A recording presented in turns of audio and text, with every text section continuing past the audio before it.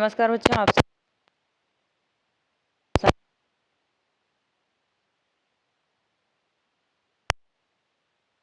देख पा रहे हैं और आप सभी को पता होगा कि 27 को आपका पेपर 2 का पेपर है। ठीक, तो इससे पहले भी मैंने 10 वीडियोस अपलोड कर दिया है। ठीक, जो नहीं देखे हैं वो जा कर के देख लें, चैनल के लिस्ट में भी देख सकते हैं वीडियो वाले।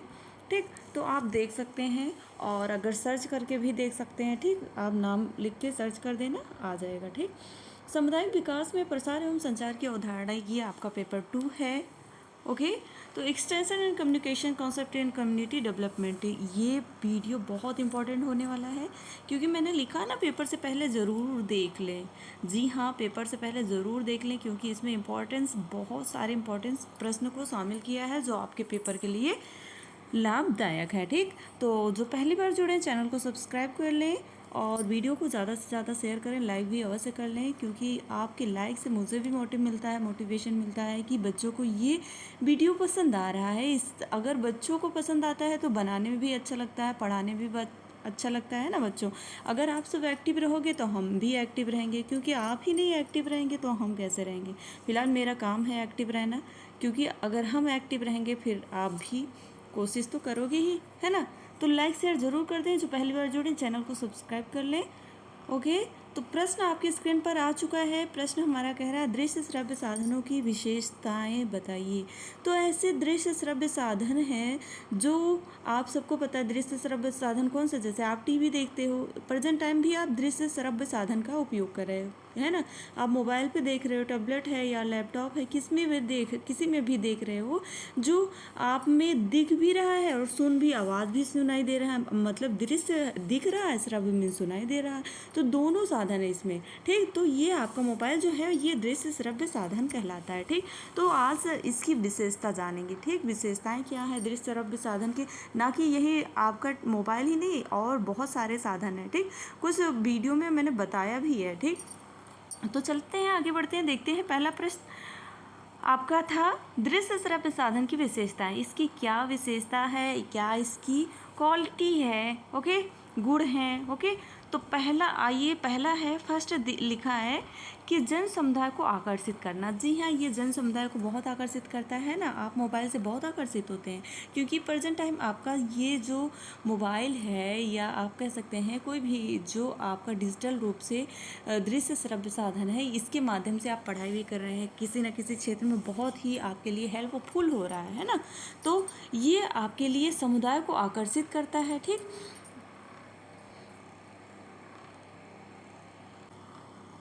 ओके, तो इन साधनों द्वारा दिया गया शिक्षण आँख कान ज्ञानेंद्रियों द्वारा ग्रहण कर सीधा मस्तिष्क तक पहुंचता है। जैसे कि आप सबको पता है, जो कुछ भी आप देखते हो, है ना, तो वो आपकी ज्ञानेंद्रियों द्वारा ग्रहण किया जाता है। वो आपके मस्तिष्क पर बहुत जल्दी इफेक्ट करता है, बहुत जल्दी आप वो सीख जाते हैं, याद कर लेते हैं ना, जिसका प्रभाव जन समुदाय पर पड़ता है और अगली बार वह स्वयं प्रेरणा से इसे देखते व सुनते हैं। ठीक, इससे उससे प्रेरणा भी मिलती है व्यक्ति को और वो स्वयं ही देखता है। ठीक, सेकंड है जन समुदाय को प्रभावित करता है, या बहुत ही पहले तो आकर्षित करता था, फिर उसके बाद सेकंड हेडिंग है प्रभावित करता है। क्योंकि जब मानव जो होता है, व्यक्ति जो होता है, हम हैं आप हैं, आकर्षित वस्तु सदैव अपना प्रभाव छोड़ती हैं। जब ये साधन जन समुदाय को प्रभावित करते हैं तो अपना प्रभाव भी छोड़ते हैं। ठीक, इनके प्रभावी होने का वैज्ञानिक कारण भी है कि जहाँ एक से अधिक ज्ञानेंद्रियाँ भाग लेती हैं उनका प्रभाव अधिक होता है। ठीक,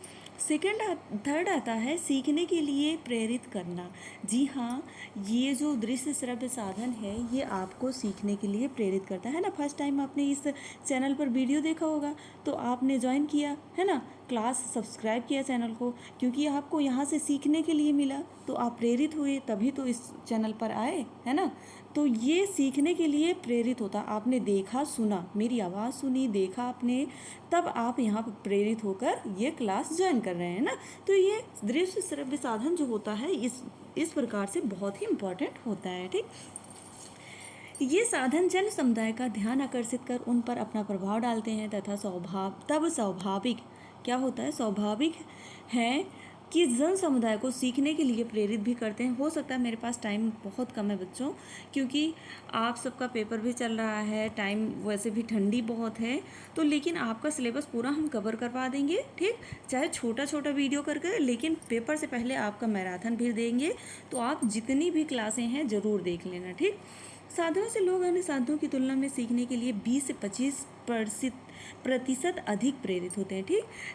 4 आता है ग्रहण शिक्षा के क्रियान्वयन हेतु प्रेरित करना। जी हाँ, जो आपका सब दृश्य श्रव्य साधन है, सबसे बड़ी विशेषता यह भी है कि जब व्यक्ति स्वयं आकर्षित होकर किसी चीज़ को देखता है, सुनता है, तो ग्रहण करता है। अगर वो आप मान लो कोई भी काम आप कर रही हैं, तो अगर उसे आप अपनी स्वयं की आकर्षिता अपनी इच्छा अनुसार करेंगी, तो वो बहुत अच्छे से करेंगी, है ना। तब उसे स्वयं प्रायोगिक रूप से करना भी चाहता है तथा यह क्रियान्वयन शीघ्र करता है। यह प्रसार शिक्षा का उद्देश्य, जिसकी पूर्ति दृश्य श्रव्य साधनों की विशेषता है। अब नेक्स्ट आता है दृश्य श्रव्य साधनों की सीमाएं। इसकी सीमाएं क्या है, इसकी क्या सीमा है, आइए जानते हैं। जिस प्रकार हर व्यक्ति की सीमाएं होती हैं, उसी प्रकार से बच्चों दृश्य श्रव्य साधनों की भी सीमाएं होती हैं, जिससे कुछ साधनों पर इनका प्रयोग सीमित हो जाता है या प्रयोग होने से रुकावट उत्पन्न होती हैं। फर्स्ट आता है कुछ दृश्य श्रव्य साधन महंगे होते हैं तथा कुछ इस कार्यक्रम के लिए आवंटित धन की भी एक सीमा होती है, अतः महंगे दृश्य श्रव्य साधनों का प्रयोग नहीं हो पाता, ठीक।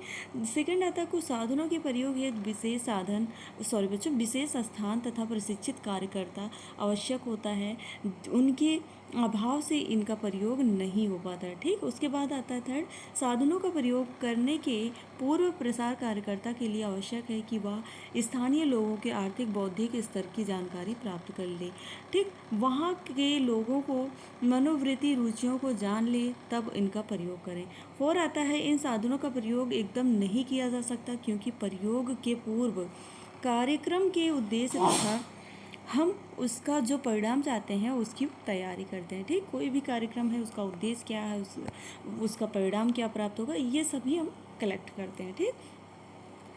5 आता है इन साधनों का प्रयोग एक सीमा के अंदर होना चाहिए, क्योंकि यह साधन है साध्य नहीं, ठीक, साधन है साध्य नहीं है, क्योंकि इनका अधिक प्रयोग मुख्य उद्देश्य को दूसरे स्थान पर ले जाता है। मनोरंजन पहले पर चला जाता है, ठीक। उसके बाद नेक्स्ट आता है प्रश्न आपका प्रसार के दर्शन की विशेषता। अभी आपने दृश्य श्रव्य साधन पढ़ा प्रसार शिक्षा में, अब आप पढ़ रहे हैं प्रसार में प्रसार के दर्शन की विशेषताएं क्या होती हैं। बहुत ही महत्वपूर्ण है, आई होप आपके पेपर में जरूर पूछा जाए। तो प्रसार दर्शन बच्चों हम बहुत तेजी के साथ कवर करेंगे, आप ध्यान से समझना, ठीक। प्रसार दर्शन मूल रूप से व्यक्ति को शिक्षित करके उसकी मनोवृत्ति, दृष्टिकोण एवं व्यवहार में परिवर्तन लाने पर आधारित है, ठीक। इसका उद्देश्य मानव कल्याण है, ओके।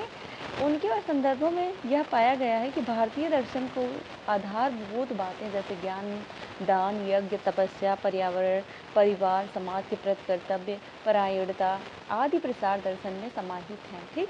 प्रसार शिक्षा का केंद्र बिंदु मानव है, अतः प्रसार कार्य की समस्त परिकल्पनाएं मनुष्य एवं उसके सुख समृद्ध जीव जुड़ी हैं, ठीक। प्रसार की विशेषता पर यदि हम दृष्टिपात करें तो यह बात और भी स्पष्ट हो जाती है, ठीक। फर्स्ट आता है इसमें प्रसार दर्शन की विशेषता में मानवतावादी।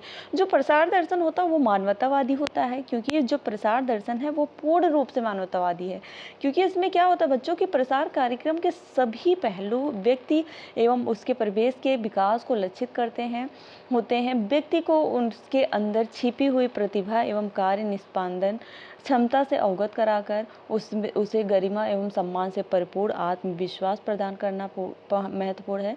स्वावलंबी व्यक्ति अपने लिए प्रगति के द्वार तो खोलता ही है, साथ ही पूरे समाज के सामने प्रेरणा स्रोत बनता है। और प्रसार कार्य में सहभावना पर विशेष बल भी दिया जाता है, जिससे क्या होता है पूरे जन समुदाय का कल्याण परिकल्पित होता है। सेकंड आता है तात्विक। तात्विक दर्शन यह समझाता है कि प्राथमिक या मौलिक आवश्यकताएं प्रमुख महत्व रखती हैं। मनुष्य का जीवन तभी हो पाता है जब उसकी मौलिक आवश्यकताओं की पूर्ति होती है तथा उसकी। थर्ड आता है यथार्थवादी। व्यक्ति सर्वोपरि संसाधन है या एक निर्विवाद, क्योंकि उसमें वह अन्य आर्थिक, भौतिक एवं मानवीय साधनों का पर निर्भर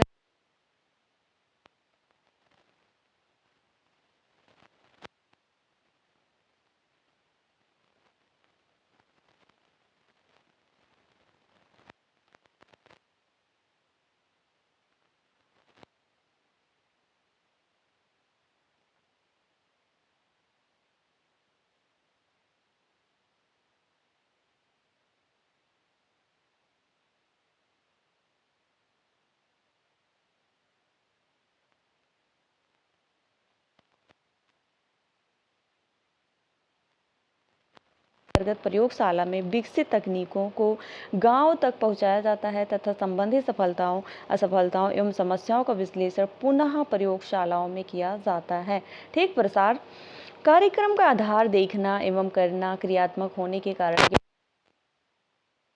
को सिद्ध करते हैं। ठीक, उसके बाद 5 आता है परिणामवादी। ठीक, प्रसार प्रणाली के अंतर्गत ग्रामीणों को परिणाम प्रदर्शन द्वारा सर्वप्रथम उत्प्रेरित किया जाता है। परिणाम देखकर वे आकर्षित होते हैं, उनकी रुचि जागती है, इच्छा उत्पन्न होती है, वे समझने का प्रयत्न करते हैं तथा कार्य संपादित करते हैं और कार्य संपादित होने पर वे फल परिणाम को प्राप्त अंग है, क्योंकि इसकी दृष्टिकोण परिणामवादी होती है।